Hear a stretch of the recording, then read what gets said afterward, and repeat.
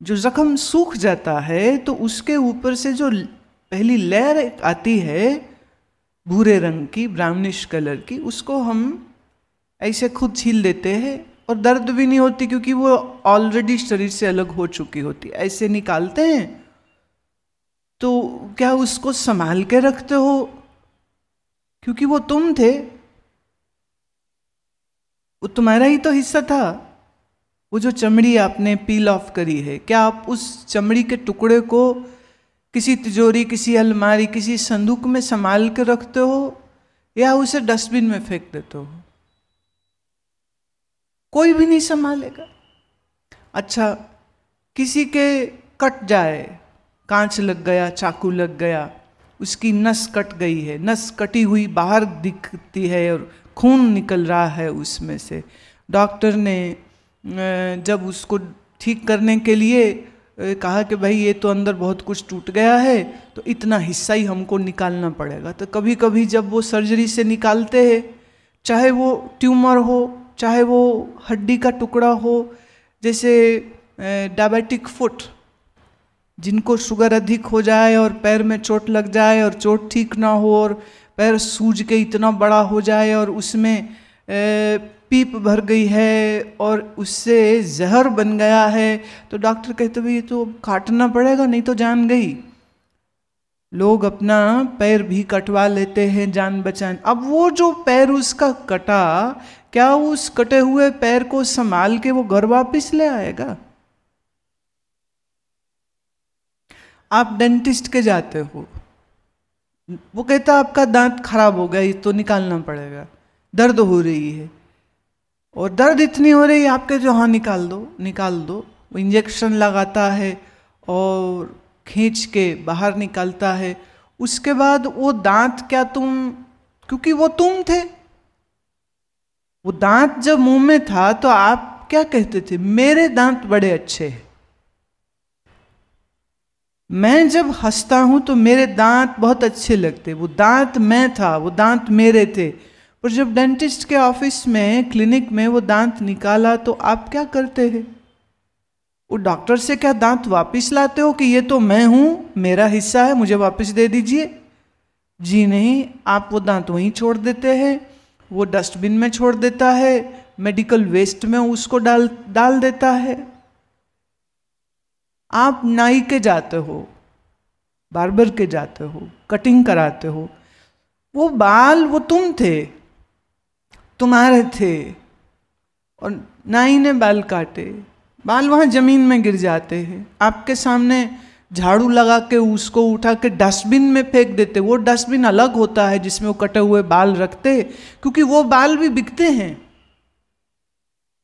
तिरुपति बालाजी में करोड़ों रुपए का व्यापार उन बालों से हो रहा है जो बाल लोग वहाँ मंदिर में जाके चढ़ाते हैं।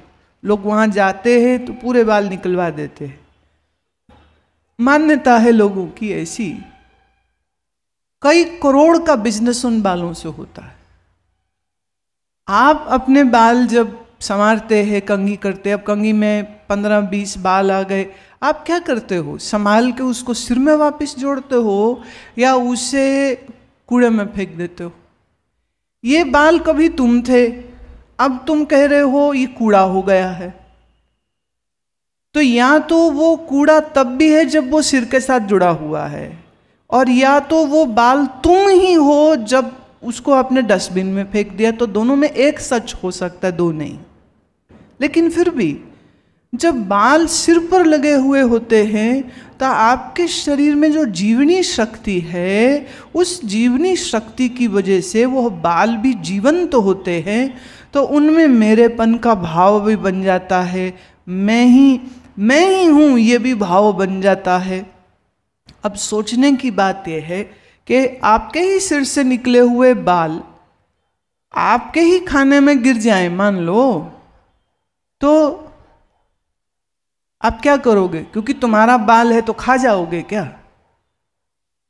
भले तुम्हारा ही बाल है लेकिन तो भी निकाल कर उसको बाहर फेंक दोगे। एक घर में एक सज्जन भोजन करने लगे तो मुंह में दाल रोटी डाली तो बाल इतना लंबा निकला, तो चिल्ला के अपनी बीवी को कहता है कि किसने खाना बनाया था आज। तो वो गुस्से का तेवर सुन के वो रसोई से ही बोली, यह तो आज तो मम्मी जी ने बनाया है। बोले झूठ मत बोल, उनके बाल काले कहाँ रह गए, और ये काला बाल निकला है, तेरा ही है। सफेद होता तो मैं मान लेता हूं उन्होंने बनाया है। अपना पल्ला सब झाड़ लेते हैं ना, दूसरे पर डाल दो, दूसरे के ऊपर दोषारोपण करना आसान होता है। अपना ही बाल हो, अपने ही भोजन में आ जाए तो हमें वो स्वीकार नहीं होता है। और अगर कहीं गलती से निकल जाए तो वो शरीर के अंदर रह गया बाल तो भी नुकसान है, और उसका बाहर निकल जाना विष्ठा से थ्रू स्टूल पास हो जाना, that is very much required. अंदर रह जाना अच्छी बात नहीं होती। जब आप कहते हो ये शरीर मैं हूं, तो क्या आप बालों को कह रहे हो मैं हूं, इस चमड़ी को कह रहे हो मैं हूं, इसके अंदर लगी हड्डियों को कह रहे हो मैं हूं? किसको कहते हो मैं हूं? ये मैं हूं। आप कहते नहीं, हम पूरे इस शरीर को मैं कहते। थोड़ा और चलो अंदर, तो इस शरीर में यूरिनरी ब्लैडर जो है, मूत्राशय जो है, उसमें मूत्र भरा रहता है, तो वो मूत्र तुम हो।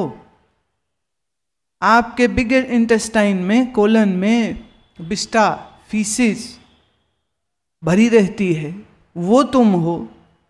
तुम कहोगे नहीं मैं वो भी नहीं हूं। आपके शरीर में खून है, तो खून को मैं कह रहे हो क्या? देखो, हम लोगों की भाषा, किसी के चोट लग जाए तो खून निकलता देखें, डॉक्टर के गए तो हम क्या बोलते? इसका खून निकल गया। हम ये तो नहीं कहते कि ये निकल गया। मानो राजू के चोट लगी तो हम क्या कहेंगे? राजू के शरीर से खून निकल गया। हम ये तो नहीं कहेंगे कि राजू के शरीर से राजू निकल गया। नाम आपको दिया गया है। जब पैदा हुए तो माँ बाप ने, किसी ने गुरुद्वारे से जाके, किसी ने पंडित से, किसी ने किसी महात्मा से बच्चे का नामकरण कराया, किसी ने अपने आप रख दिया। पर जब पैदा हुए थे तो कोई नाम थोड़े ना था। तब क्या बोलते हैं? लड़की हुआ, लड़की हुई है, या बोलते हैं लड़का हुआ है। उस समय किसी ने नहीं कहा था कि नीलम हुई है, कि राजकुमार हुआ है, कि ईश्वर चंद हुआ है, कि होशियार सिंह पैदा हुआ। ऐसा नहीं, किसी ने बोले लड़का हुआ है, या बोला लड़की हुई। फिर 1.25 महीने बाद लोग नाम रखते हैं। अभी मेरे पास एक परिवार, शिष्य परिवार, वो आए, बोले हमारे पोते का नाम हम चाहते हैं आप रखें। मैंने कहा हमारा तो संकल्प लड़कियों का नाम रखने का है। जिस प्रदेश में हम रह रहे हैं, हरियाणा में, उस हरियाणा की जो लड़कियों की कुल जनसंख्या है वो बहुत कम है, और पूरे देश में सबसे ज्यादा कम है। 1000 लड़के के पीछे यहाँ पर 775, कहीं 800, और किसी किसी क्षेत्र में सिर्फ 600, 650 लड़कियां हैं। कहीं कहीं पर थोड़ा सा फर्क आया है कि सरकार ने बोला लड़की पैदा होगी तो हम पैसा देंगे, हम उसके नाम पर FD देंगे, उसको पढ़ाई फ्री कराएंगे, ऐसी बहुत सी स्कीमें निकाली। लेकिन तो भी लोगों को तो लड़का ही चाहिए, लड़की नहीं चाहिए। तो इस मानसिकता को ठीक करने के लिए मैंने ये कई साल पहले कहा था कि अगर किसी के लड़की पैदा होगी और वो हमसे प्रेम करते हैं, और वो अगर चाहेंगे मेरे पास आएंगे, तो बच्ची का नाम मैं रखूंगी। अब वो अपने पोते को लिया, बोले नहीं इसका नाम भी आप रखिए। तो प्रेमी हैं तो कभी कभी प्रेमियों की जिद माननी पड़ती है। मैं ठीक है, तो नाम देखा मैंने, नक्षत्र के अनुसार उसको नाम दिया। मैंने पूछा कि ये 1.25 महीने का हो गया, तो अभी तक इसको क्या बुलाते थे? ये भी एक गंदा रिवाज है हमारे यहाँ, पेट नेम्स, कुछ भी ना एक नाम रख देते। मैंने जब ये पूछा इसका क्या नाम रखा, बोले इसे कुकर बुलाते थे। मैं क्यों? बोले सारा समय रोता रहता है तो सीटी बजाता रहता है। ये कुकर बुलाते। मैं भगवान, इतने प्यारे जीव को मानव के बच्चे का नाम कुकर, ये क्या बात हुई। मैंने कहा अब आज के बाद कोई इसको ये नाम से नहीं बुलाएगा, इसको जो नाम दे रहे हैं। और एक सुझाव है आपको, ये भी मैं कहना चाहती हूँ, शास्त्र के अनुसार एक व्यक्ति का एक ही नाम होना चाहिए। ये जो दो दो नाम रखने का रिवाज है ना, किसी से भी पूछो नाम। एक से मैंने पूछा आपका नाम क्या है, तो कहते जी सब मिस्टर कालरा बोलते। मैंने कालरा तो आपका सरनेम, नाम क्या हुआ। कहते जी अपना नाम तो थोड़ा ना पुराना सा है, मैं बोल तो दे। बोले जी खैराती कैलरा, खैराती कालरा। अब खैराती मैंने भीख में मिला हुआ, वहाँ माँ बाप को तो मुश्किल से पैदा हुआ होगा तो ऐसा नाम दे दिया। But he was very ashamed of his name. तो बोले मैं अपने आप को जब किसी से मिलता हूँ, जो मेरे दोस्त हैं वो कालू बुलाते, जो ऑफिस वाले वो मिस्टर कालरा बुलाते हैं, और मेरे माँ बाप या जो बहनें हैं वो खैराती खैराती करते रहते। तो एक व्यक्ति के तीन तीन नाम, ये उचित नहीं है। नाम एक ही रखना चाहिए, और वही नाम से आपका ऑफिशियल और आपका पर्सनल सोशल जो भी लिंक हो वो उसी के जरिए होना चाहिए। पर जब हम पैदा हुए थे तब तो कोई नाम नहीं था। अच्छा, इस विषय में मैं एक और बात आपको कहना चाहती हूँ। कभी कभी माँ बाप को ये लगता है कि बच्चे को वो पैदा करते हैं। जी नहीं, बच्चे आपके माध्यम से आते हैं। आप उनका आना रोक तो सकते हो वाया कॉन्ट्रासेप्शन, लेकिन जिस जीव का जन्म हो रहा है उसका और आपका कर्म का लेखा है, इसलिए वो आपके यहाँ आ रहा है। तो वो बेटी हो या बेटा हो, उसका स्वागत करना चाहिए। उससे आपको सुख भी मिलेंगे, कुछ दुख भी मिलेंगे, और वो भी आप भी उनको कुछ सुख भी देंगे और आप उनको कुछ दुख भी देने वाले। कई माँ बाप को लगता है जो हमने किया कौन कर सकता है, पर कभी कभी उनके बच्चे जो है वो अपने मन में बड़ी शिकायतें रखते हैं। कारण ये है माँ बाप को माँ बाप होना नहीं आता है, इसलिए बच्चों के साथ कभी कभी वो इतना गंदा व्यवहार कर जाते हैं, और बेचारे बच्चे किसी को कह भी नहीं सकते कि मेरी माँ ऐसी है या मेरा बाप ऐसा है। लेकिन जब वो मेरे पास आते हैं तो अपने दिल का गुबार मेरे से निकाल लेते हैं और अपनी तकलीफ़ बयान कर लेते हैं कि पिता ने तो प्यार ही नहीं दिया, कि माँ ने तो कभी प्यार ही नहीं दिया, हमेशा डांटा है, हमें किसी ने प्यार नहीं दिया। और अब वो इन्फीरियरिटी कॉम्प्लेक्सिस के साथ जी रहे हैं। जो बात वर्षों पहले एक महात्मा ने मुझसे कही थी, मैं वही बात ऐसे सब बच्चों को कह देती हूँ कि ये तुम्हारे बायोलॉजिकल पेरेंट्स हैं, शरीर के पिता और माता है।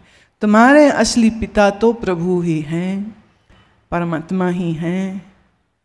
आप अगर ये बात जल्दी से समझ लोगे तो आप कभी दुखी नहीं होगे। नहीं तो उनकी कमियां देख देख के उन्होंने प्यार नहीं किया, उन्होंने पढ़ाया नहीं, या उन्होंने कहाँ शादी कर दी, शिकवे शिकायतें मन में मत पालो। थोड़ा सा इसको समझिए। शरीर के माँ पिता शरीर हो सकते हैं, पर आप शरीर नहीं हैं। शरीर एक बाहर का लिबास है, जैसे हम कपड़ा पहनते हैं ऐसे शरीर को धारण करके रखा है। और एक समय ऐसा आता है जब मृत्यु आती है, तब क्या कहते हैं कि उन्होंने शरीर छोड़ दिया। कहीं भाषा में कई लोग बोलते हैं वो पूरे हो गए। अंग्रेजी में कहते हैं द पर्सन हैज एक्सपायर्ड। अब ये भी बड़ा अच्छा शब्द है। एक्सपायर्ड मतलब gone, and now this person is no more a utility or cannot be used and is not usable for anything at all. Expired, जैसे दवा एक्सपायर्ड हो जाए तो फेंक देते हो तुम, जैसे खाने की कोई डब्बा बंद चीज आप ले आते हो कभी कभी, तो मिठाइयों के ऊपर भी लिखा रहता है दूध की बनी मिठाई हो तो वो लिखते हैं 24 घंटे में खा लीजिए, और अगर उससे ऊपर समय हो गया तो फिर ये इसके ठीक रहने की कोई गारंटी नहीं, खराब हो जाएगा। तो we say that food is expired, अब उसका डेट खत्म हो गया इस्तेमाल करने। ऐसे ही मेरा, तुम्हारा, हम सबका जो शरीर है एक एक्सपायरी डेट के साथ आया हुआ है। अब ना तो वो एक्सपायरी डेट, जैसे होता है ना, डब्बा देखो तो लिखा होता है the expiry date is on the bottom, and maybe you should check your bottom, you have your expiry date over there, we don't know. Maybe कभी कभी लिखा होता है the expiry date is on the top, तो अपना जरा सिर खुजवा के किसी से दिखवा लो, खोल खोल कोई देख ले, बाल हटा हटा के डेट छपी हो शायद उसके ऊपर कि 8 तारीख 12वां महीना 2015 में body will be done, will be expired, खत्म हो जाएगी। मुझे ये सच में लगता है कि ये एक बड़ी गलती भगवान जी कर रहे हैं। डेट ही नहीं लिख के दे रहे, भाई माथे पे चिपका दो, पीठ पे चिपका दो, गर्दन में लगा दो, हाथ में स्टैंपिंग कर दो, कुछ तो करो। बताते ही नहीं है कब तक जिएंगे। आदमी ऐसा माया में पागल होकर के भागा भागा भागा भागा भागा भागा फिरता है। इतना पैसा है कि बैठ के साधारण दाल रोटी खा सकता है, पर नहीं, कल मैं इटालियन चाइनीज़ खा सकूं, मैं 2000 गज के बंगले में रह सकूं, ऐसी इच्छाओं के मारे मारे वह आज तो रोटी खाता नहीं क्योंकि काम करता रहता है, और कल खाने लायक नहीं रह जाता है। मूर्खता की बात है ये तो। बाबा शेख फरीद कहा करते थे, रुखी सुखी खाए के ठंडा पानी पी, देख पराई चौपड़ी ना तरसावी जी। तरसा मत जी को, देख के दूसरों को। जिन्ना खादियाँ चौपड़ियाँ कणे सहणगे दुख, जो चुपड़ चुपड़ के खा रहे हैं, मालदार पूड़े खा रहे हैं, उनका भैया डायबिटीज़ होने का चांस है, उनका ब्लॉकेज होने का चांस है, कल हार्ट फेल होने का चांस है। और तुझको अगर रूखी रोटी मिल रही है तो शुक्र करके उसको खा ले। दूसरों का तरमाल देख के तरसा मत अपने जी को। तो अपने इंद्रियों का, अपने जीव का हम इतना गुलाम हो जाते हैं कि इस बात को भूल जाते हैं कि ये शरीर सिर्फ खाने के लिए नहीं मिला है, सिर्फ भोगने के लिए नहीं मिला है। ये मानव शरीर तो मिला ही इसलिए है कि इसके माध्यम से हम समझ पाएं कि हमारी सच्चाई क्या है। What is my true reality, who am I, कौन हूं मैं, मेरी असलियत क्या है। और याद रहे, शरीर की असलियत तो ये है जो मैंने आपको गुरु महाराज की ये जो शब्द है इसको गाते हुए आपको बताया। थोड़ा इसको इस तरह भी समझते हैं। पौने पानी अग्नि का मेल, चंचल चपल बुद्ध का खेल। गुरुदेव कह रहे हैं कि पौने माने पवन, पानी, अग्नि, ये 3 तत्व देह पहले कह चुके हैं मिट्टी की बनी है। तो कह रहे अब इस पंच तत्व के जोड़ से जो शरीर बना, इसके अंदर बड़ी चंचल, बड़ी चपला बुद्धि भर दी, और इस बुद्धि में मैं करने लग गया। 9 दरवाजे 10वां द्वार। तेरे शरीर में 9 दरवाजे हैं जो बाहर की ओर खुलते हैं, एक 10वां द्वार है जो भीतर की ओर खुलता है। 9 द्वार कौन से हुए? 2 आँखें, 2 नास, 2 कान, 1 मुख, 7, 1 मूत्र द्वार, 1 आपके मल का विसर्जन द्वार, your anus and your urethra. ये 9 दरवाजे इस शरीर में लगे हैं, जिससे सामान अंदर से बाहर भी जाता है और बाहर से अंदर भी आता है। लेकिन एक 10वां द्वार भी कहा आपके इसी शरीर में है, जिसको खोज लेने पर आप अपनी मूल सच्चाई को जानने के योग्य हो जाएंगे। बूझ रे ज्ञानी एह विचार, विचार करो, ज्ञानी बनो। कैसे बनेंगे ज्ञानी? जब हम इस 10वें द्वार को ढूंढ लेंगे, जब हम इस 10वें द्वार में अपने मन को टिका पाएंगे, जब हम जान पाएंगे कि इस पंच तत्व रचित शरीर के अंदर कौन है जो मरता नहीं है। क्योंकि देखो, जीव बोल रही है कि इसके अंदर कोई शक्ति है, इसलिए ये जीव बोल रही। बेहोश आदमी कुछ नहीं बोल सकता, मरा आदमी कुछ नहीं बोल सकता। कथता, कथता माने कथन करना, टू स्पीक। कथता, बक्ता, बक्ता मतलब वक्तव्य देने वाला वक्ता, द स्पीकर। कथता, बक्ता, सुनता, सोई। एक वक्ता बोल रहा है, जैसे अभी मैं यहाँ से बोल रही, कथन कर रही हूँ, मेरे कथानक को आप सुन रहे, आप सुन रहे हैं। अब कह रहे कौन कह रहा है और कौन सुन रहा है, इसको खोजो। आप विचारे सो ज्ञानी होई, जिसने इसकी विचार कर ली वह ज्ञानी है। मुई सूरत बाद अहंकार। आदमी मैं अहंकार का राग अलापता है और इसी में इसकी मैं मर जाती है। लेकिन ओ न मुआ जो देखण हार, जब शरीर मर जाता है तो भी इस शरीर में जो देखने वाला दृष्टा है वो नहीं मरता। मन अपने अहंकार में मरता रहता है तो भी इस अहंकारी मन को देखने वाला जो दृष्टा है वो कभी नहीं मरता है। अब ये थोड़ा अब रहस्य की बात हो रही है, इशारे दे रहे, बात पूरी खोल नहीं रहे। वो इसलिए इशारे दे रहे हैं कि अगर इसको समझने जानने की इच्छा आपके अंदर जग गई फिर तो मैं आगे की कहानी कहूंगी ना। अगर आगे की कहानी जानने की इच्छा ही नहीं, इस रहस्य को समझने की इच्छा ही नहीं, तो मैं रहस्य ऐसे ही खुले में बाजार में बैठ कर के क्यों बोलूंगी, क्यों कहूंगी मैं। इशारा दिया, जय कारण तट तीर्थ जाही, रतन पदार्थ कटही माही। जिसकी खोज करने कोई तीर्थों में जाता है,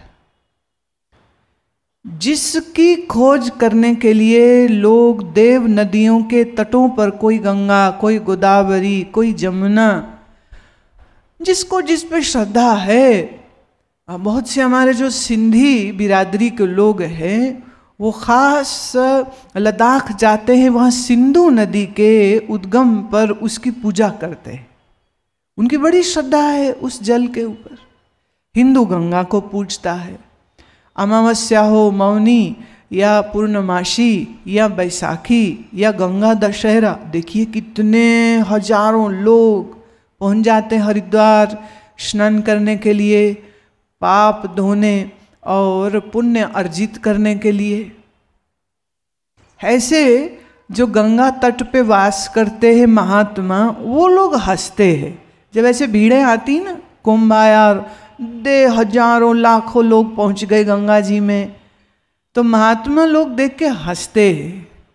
वो कहते हैं देखिए भाई, गंगा माई ने एक समय में भगवान को अर्ज लगाई कि सारे पापी आते हैं, नहाते हैं, अपने पाप यहाँ छोड़ जाते हैं, मैं मैली हो जाती हूँ, और संत जो हैं वो कमाते हैं, पापी ज़्यादा आ जाते हैं।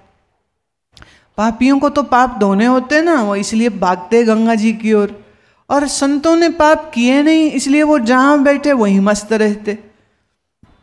तो गंगा ने कहा ऐसे तो मैं बड़ी मैली हो जाऊंगी, मेरा कुछ करो उपाय।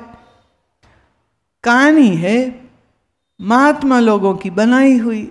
महात्मा कहते हैं कि भगवान ने उत्तर दिया कि रे गंगा तू चिंता मत कर, हमने ऐसा इंतजाम कर दिया है कि ये जितने पापी आएंगे तेरे में स्नान करने के लिए, जब वो कपड़े उतारेंगे, स्नान को तैयार होंगे, तो जब वो कपड़े उतार रहे होंगे तो सारे पाप निकल के वहीं कपड़ों में चिपके रहेंगे। वो जाएंगे गंगा जी, स्नान करेंगे, बाहर जब आके कपड़े पहनेंगे तो पाप वापिस चिपट जाएंगे उनको। तो चिंता मत कर, लगाने दे इनको डुबकियां। इतना सस्ता है क्या? 100 कत्ल करे, 1000 बेईमानी करे, गरीब का खून चूसे, किसी का बलात्कार करे और फिर गंगा किनारे करा ले बड़ा सा यज्ञ और डुबकियां लगा ले 108, तो क्या वो अपने सभी पाप कर्मों से मुक्त हो जाएगा? भले मानसो, कान खोल करके सुन लो, यथार्थ वचन भगवत गीता का ये मैं दे रही हूं, उससे पाप धुलेगा नहीं। हाँ, गंगा स्नान करोगे उसका एक अलग पुण्य अपना है, लेकिन पाप नहीं खत्म हो जाएगा। That will be standing as it is. 2 खाते हो गए बैंक में, डेबिट एंड क्रेडिट। हाँ, ये हमने जमा किया, ये हमने बाहर निकाला। तो एक खाता तुम्हारा पाप का है, एक खाता तुम्हारा पुण्य का है। जब तुम दान पुण्य करते हो, मंदिर जाते हो, सेवा करते हो।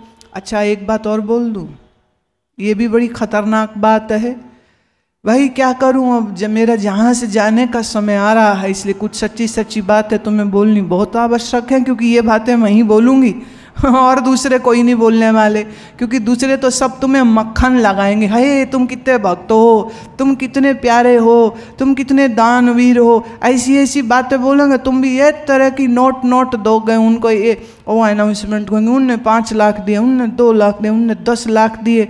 तुम लोगों को भिड़वा देते वो आपस में। बड़े भाई ने 10,000 दिया, छोटा कहता है तू ज्यादा दानी बनता, लो मैं 20,000 देता हूँ। कथा कम और सूची बड़ी दाता के नाम की जो है वो पढ़ी जा रही होती है, और इसको वो धार्मिक आयोजन कहते हैं। I don't know what is धार्मिक हैपनिंग ओवर देयर। धर्म की बात क्या है, थोड़ी सी श्रवण कीजिए। ये मैं अपने घर से बना करके नहीं लाई हूं, जो शास्त्र कह रहा है उस शास्त्र की बात को आपके सन्मुख रख रही हूं। शास्त्र ये कहता है कि जब आप पाप कर्म करें तो उसका एक अलग खाता है, जब आप पुण्य कर्म करें तब ये एक दूसरा खाता होता है। सुनो, आप गए मंदिर, सुबह सुबह उठे, जल भरा, फूल लिए, प्रसाद लिया, आप गए मंदिर। रास्ते में कुत्ता देखा आवारा तो उसको पत्थर मार दिया। हाँ, क्या है, आवारा कुत्ता रास्ते में, उसको मार दिया, उसको गाली बक दी। रास्ते में कोई बुजुर्ग आया, उसकी इज्जत न करी, उसको भी धक्का मार करके निकल गया। ये धक्का मुक्की जो मंदिरों में होती है, लंगर के समय पर होती है, आप भूल रहे हो। आप धर्म की स्थान पर जा रहे हो, इतनी तो तमीज रखो कि आपसे किसी को कष्ट न हो, आप किसी को दुख न दो, आप किसी को गाली न बोलो, आप किसी का अपमान मत करो। माफ कीजिएगा, पत्थर की मूर्ति को तो सिर निवा दिया और बाहर जिंदा इंसान को गाली दे रहा है। ये कौन सी पूजा होती है? जिसको जीवित मनुष्य का आदर करना नहीं आया, जो जीवित मनुष्य की बुराई करता है, उसे नीच बोलता है, उसको गंदा बोलता है, उसके पास पैसे कम है, उसके कपड़े अच्छे नहीं है, इसलिए उसका निरादर करता है।